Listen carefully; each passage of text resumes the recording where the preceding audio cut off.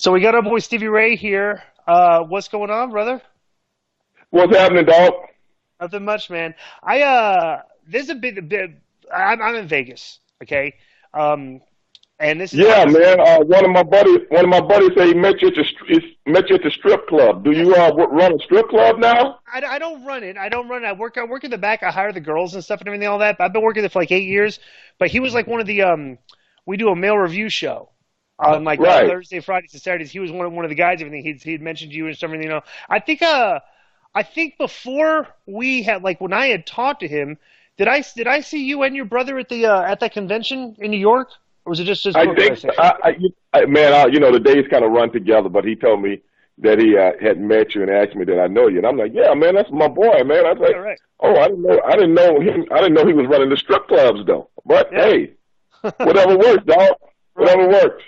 Hey, so people that don't like just to give a little refresher, when we were back in WCW, Right. me, you, Book, who else were like whenever the boxing pay-per-views were on, who was the crew besides the three of us that would always watch the boxing pay-per-views? Like we'd go find a bar to go watch them at.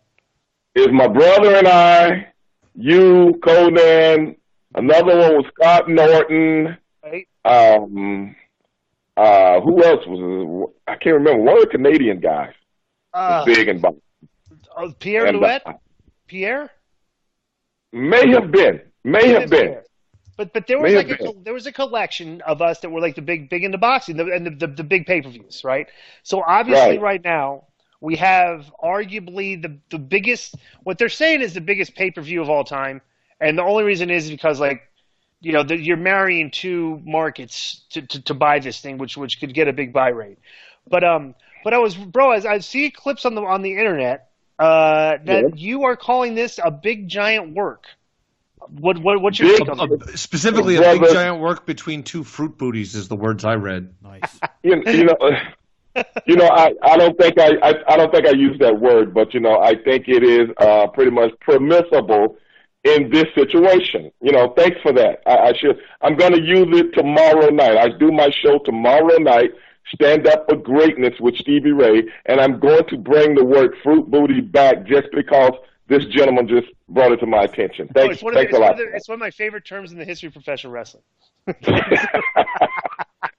I'm going to bring it back, but this is no lie. Let me ask you something, Disco.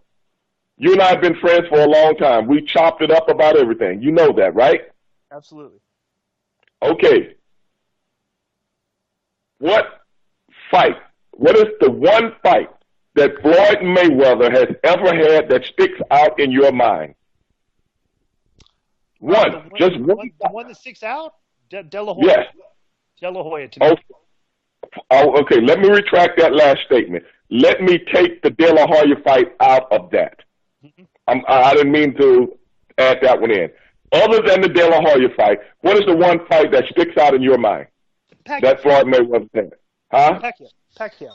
And that's only because of the height.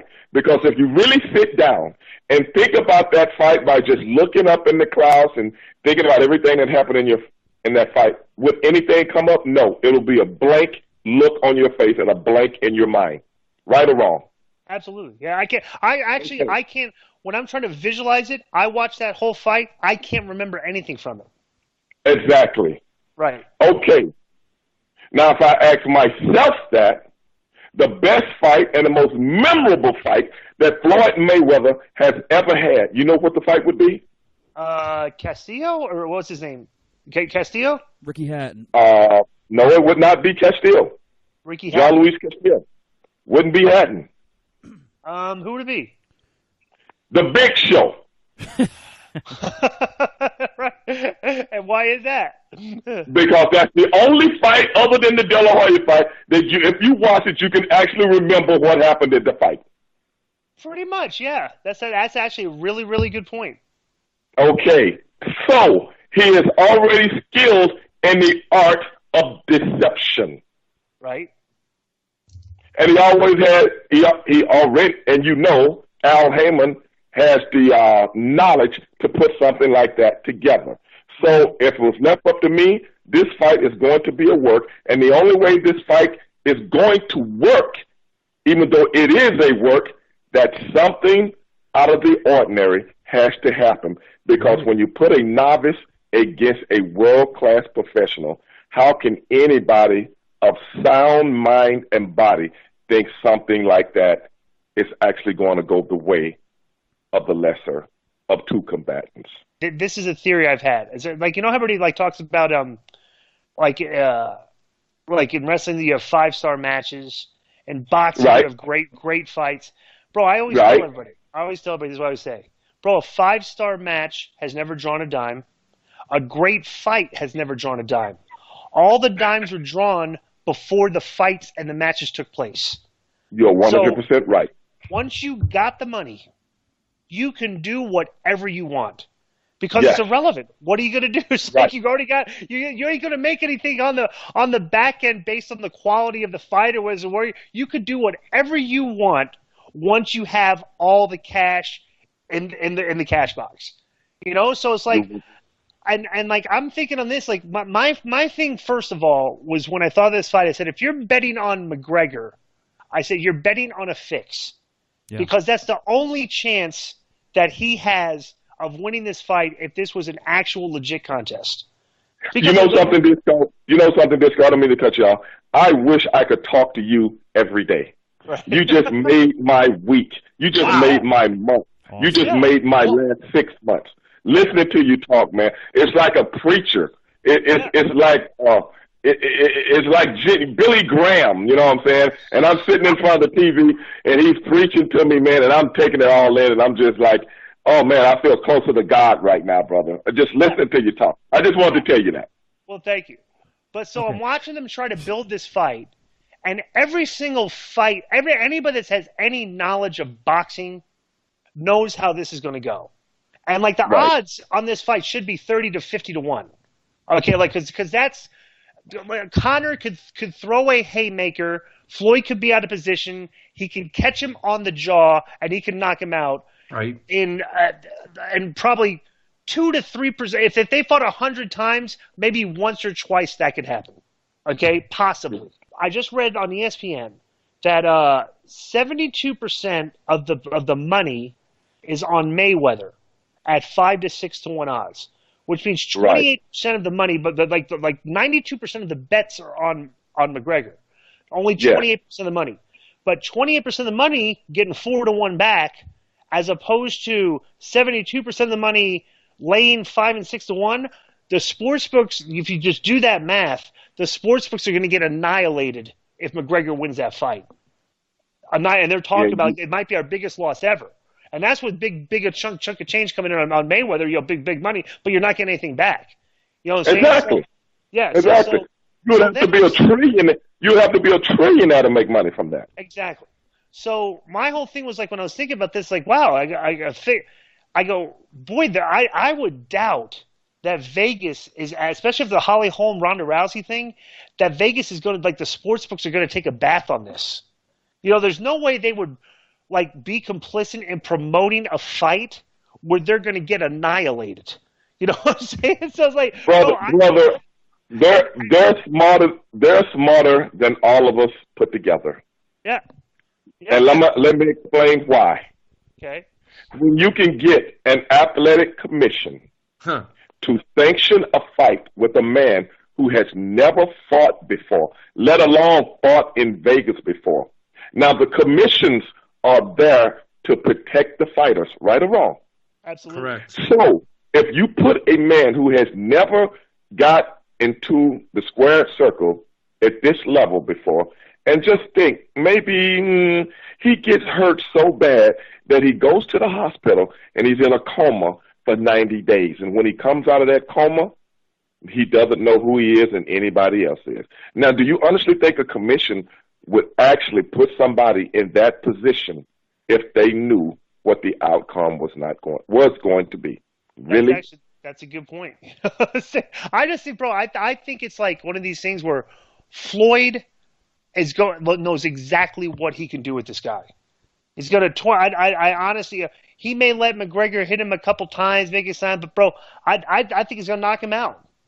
I just think it's brother. You can't if Nate Diaz like pummeled you or something, and like you're fighting this thing. This is 49-0 Floyd that literally made Canelo look like an amateur against him. And at that time in Canelo's level of his career, he was an amateur. Yeah.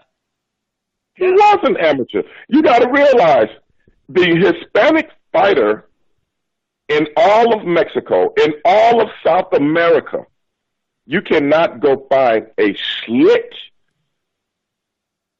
swift-handed, fast-foot African American in the whole continent.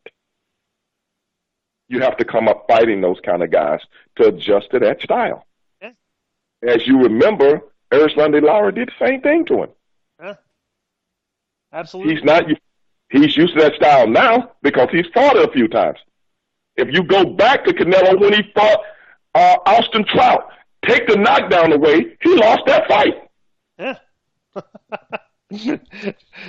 Oh my God. The Mexican fighter, and this goes way back, cannot deal with the slick African American fighter unless he runs out of gas or do something stupid. Yeah. That's it.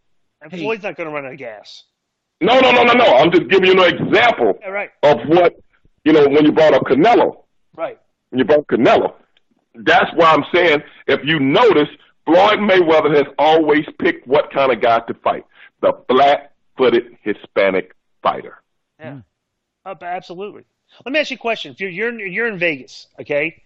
Okay. If you're a betting man, but Mayweather's 5-1, and Mayweather by knockouts -180. What would you bet if you were going to bet on this fight? I would go with the 5-1. It's just like because it should be 50-1. So right? It should be 172-1. Pretty much, right? I mean, like people don't really realize when the boxing aficionados are telling you this, but then all of a sudden we get caught up in the hype when we show a training video and Konnan lands one straight left hand in training against a guy that was like a guy that's being paid to get hit. And you put all the UFC guys on TV and they're talking like Konnan looks great. It's like, bro, it's like Chael Sonnen had a great thing. He's like, dude, he goes, they're selling the fight. That's what you're supposed to do. It's like, exactly. He hit him with a shot. People probably didn't get a chance. That makes people look like, wow, Konnan looks great. Let's sell this fight. He's really working on his hand game. Because it's like, let's sell this fight because we're paying these guys off the top like $200 million. So we need to make our money back, right? I think the thing is, they really got in over their heads thinking this fight was going to generate the same kind of money that the Pacquiao fight. This fight is going to generate money, but it's not going to generate Pacquiao money. You know why? Because Pacquiao was a big star, and Pacquiao draws a lot of people. He's an international star. Conor McGregor is an MMA guy. Taking nothing away from MMA guys. But if you go to an MMA fight, those are people that work regular jobs. When you go to a boxing fight, those are people that hire people that work a regular job. It's a big difference. I tell people this because who is the boxer that knocked out the UFC guy in like the first? What was that fight, Joe, that we were talking about? The boxer knocked out the UFC guy in the UFC fight. Was that Ray Mercer? I remember Ray Mercer knocking out a guy. Yeah, right. So this is what I tell people. I say, bro, you can bet on McGregor.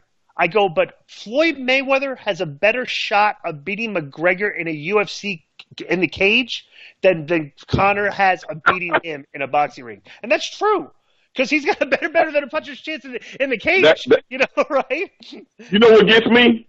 What? It's when people like Dana White goes on national television, not just Dana, a whole bunch of people. That's why I know all this stuff is scripted. If you look at it enough, you will see the trend of what everybody's saying. A lot of people don't look at trends, but they don't listen.